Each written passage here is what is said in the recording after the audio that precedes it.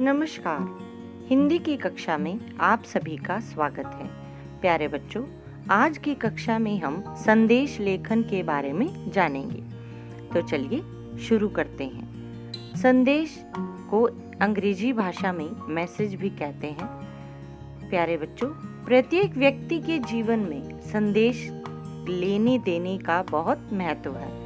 एक व्यक्ति किसी न किसी रूप में दूसरे व्यक्ति को संदेश देता रहता है और दूसरे व्यक्तियों से संदेश प्राप्त भी करता रहता है। मनुष्य अपनी बात या मन के भावों को या तो लिखकर प्रकट कर सकता है या फिर किसी दूसरे व्यक्ति के माध्यम से वो अपने संदेश को पहुंचाने की कोशिश करता है।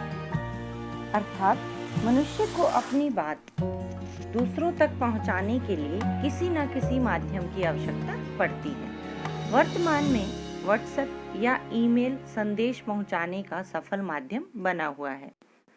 प्राप्त सूचना को लिखकर प्रकट करने की प्रक्रिया संदेश लेखन के अंतर्गत आती है।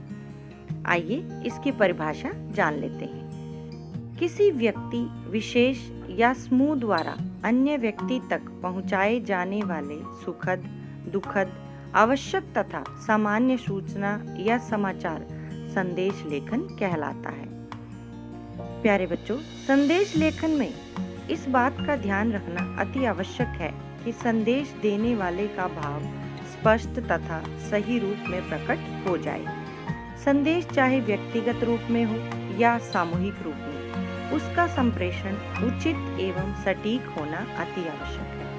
संदेश केवल मौखिक रूप से प्राप्त सूचनाओं के आधार पर भी तैयार किए जा सकते हैं। अब बात आती है संदेश के प्रकार कौन कौन से हैं या संदेश कितने प्रकार के होते हैं। तो आइए उन्हें भी जान लेते हैं। संदेश कुछ इस प्रकार के हो सकते हैं, जैसे राष्ट्रीय संदेश, व्यक्तिगत संदेश, शुभकामना संदेश, सुखद संदेश, मिश्रित संदेश, प्रेरणादायक संदेश और विशेष अवसर पर दिए जाने वाले संदेश। आइए अब इनके बारे में थोड़ा विस्तार से जान लेते हैं। सबसे पहले बात करते हैं राष्ट्रीय संदेश की। राष्ट्रीय संदेश, जो संदेश राष्ट्र को संबोधित करके दिए जाते हैं, वो राष्ट्रीय संदेश कहलाते हैं। इनका एक निश्चित समय, दिनांक तथा आकार होता है। जैसे राष्ट्रपति द्वारा 26 जनवरी की संध्या पर संदेश देना। दूसरा है व्यक्तिगत संदेश। माता पिता, भाई बहन, संबंधियों को देने वाले संदेश व्यक्तिगत संदेश कहलाते हैं। जैसे अनुपस्थिति का संदेश, जल्दी आने का, देर से आने का, किसी कार्य की सूचना देने का संदेश आदि। उदाहरण देखिए, माँ तुम पड़ोस में गई थी तो शर्मा आंटी आई और बर्तन लेकर चली गई। माँ मैं खेलने जा रहा हूँ, 1 घंटे में आ जाऊंगा, इत्यादि। अगला है शुभकामना संदेश। किसी पर्व, त्योहार, मांगलिक कार्य आदि पर बधाई देने वाले संदेश शुभकामना संदेश कहलाते हैं। जैसे दीपावली है दीपों का त्योहार, घर लाए आपके सुख, समृद्धि और प्यार। अगला देखिए सुखद संदेश। मन को प्रसन्नता देने वाले, सुखद एहसास कराने वाले संदेश सुखद संदेश कहलाते हैं। जैसे भगवान आपकी मनोकामना पूर्ण करे, यही हमारी अभिलाषा है। मिश्रित संदेशों के अंतर्गत देशभक्ति, बीमारी, भूकंप, सूखा, बारिश, तूफान आदि से संबंधित संदेशों को शामिल किया जाता है। ये संदेश व्यक्तिगत रूप से, सामाजिक रूप से, राष्ट्रीय रूप से भी दिए जा सकते हैं। जैसे कोरोना को भगाना है, देश को जिताना है। अब बात करते हैं प्रेरणादायी संदेशों की, कि प्रेरणादायक संदेश कौन से होते हैं। जिन संदेशों से जीवन में प्रेरणा प्राप्त होती है, ऐसे संदेश प्रेरणादायक संदेश कहलाते हैं। इन संदेशों से जीवन में सकारात्मकता आती है और जो हमारे जीवन में निराशा का भाव आ जाता है वो दूर हो जाता है। जैसे हौसला होना चाहिए, जिंदगी तो कहीं से भी शुरू हो सकती है। अब बात करते हैं विशेष अवसरों पर दिए जाने वाले संदेशों की। कुछ संदेश किसी विशिष्ट उपलब्धि या विशेष अवसर पर भी दिए जाते हैं, जैसे आया है यह अवसर जिसमें तुम्हारी मेहनत है रंग लाई। यानी जब कोई व्यक्ति सफलता प्राप्त करता है या कोई विशेष उपलब्धि उसने प्राप्त की है, तो ऐसे अवसरों पर विशेष संदेश दिए जा सकते हैं। इस प्रकार खोया पाया, पास फेल, सांत्वना, विभिन्न दिवसों से संबंधित संदेश भी होते हैं। प्यारे बच्चों, कई बार सूचना और संदेश को भी एक ही मान लिया जाता है, परंतु इन दोनों में अंतर होता है।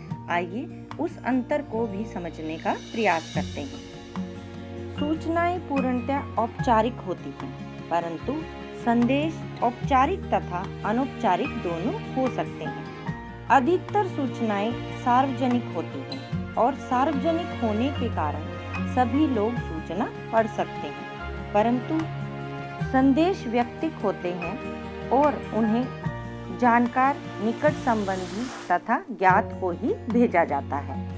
सूचना में स्थान, समय, प्रेषक, विषय आदि लिखे जाते हैं, परंतु संदेश में स्थान और विषय की आवश्यकता नहीं होती। सूचना में कार्यालयीय शब्दावली का प्रयोग किया जाता है, परंतु संदेश में भावात्मक, सरल और विषयानुसार शब्दावली का प्रयोग किया जाता है, क्योंकि संदेश व्यक्तिक होते हैं। अब संदेश को लिखते समय हमें किन बातों का ध्यान रखना चाहिए, उनके बारे में बात करते हैं। संदेश लिखते समय अपनी तरफ से कोई भी बात उसमें जोड़नी नहीं चाहिए। उचित शब्दों एवं वाक्यों का प्रयोग करना चाहिए। संदेश लिखे जाने का समय एवं तिथि अवश्य दिया जाना चाहिए। व्याकरणिक एवं वर्तनी संबंधी अशुद्धियां नहीं होनी चाहिए। संदेश लिखते समय शब्द सीमा का ध्यान अवश्य रखना चाहिए। जिस व्यक्ति को संदेश देना है, प्रारंभ में उसका नाम तथा अंत में व्यक्ति को अपना नाम अवश्य लिखना चाहिए। पत्र की भांति इसमें भवदिया या आपका जैसे शब्दों का प्रयोग लिखने की कोई आवश्यकता नहीं होती, क्योंकि संदेश अनौपचारिक रूप से लिखे जाते हैं। इसलिए जब संदेश समाप्त करते हैं या संदेश के अंत में व्यक्ति को केवल अपना नाम लिखना चाहिए। संदेश लिखने के पश्चात उसके चारों तरफ बॉर्डर बनाना अनिवार्य है। अब संदेश की विशेषताएं क्या हैं, उन्हें देख लेते हैं। किसी भी प्रकार का संदेश संक्षिप्त तथा तथ्यपरक होना चाहिए। संदेश औपचारिक तथा अनौपचारिक दोनों प्रकार का हो सकता है। संदेश लिखते समय कोई भी प्रमुख बात छूटनी नहीं चाहिए। संदेश गागर में सागर की तरह होना चाहिए, अर्थात कम शब्दों में अधिक बात कहने वाला होना चाहिए। अब संदेश को लिखते कैसे हैं, आइए उसका प्रारूप देख लेते हैं। देखिए, सबसे ऊपर संदेश लिखा जाता है, फिर उसके बाद समय और उसके बाद दिनांक, तत्पश्चात उस व्यक्ति का नाम लिखा जाता है जिसको आप संदेश भेजना चाहते हैं।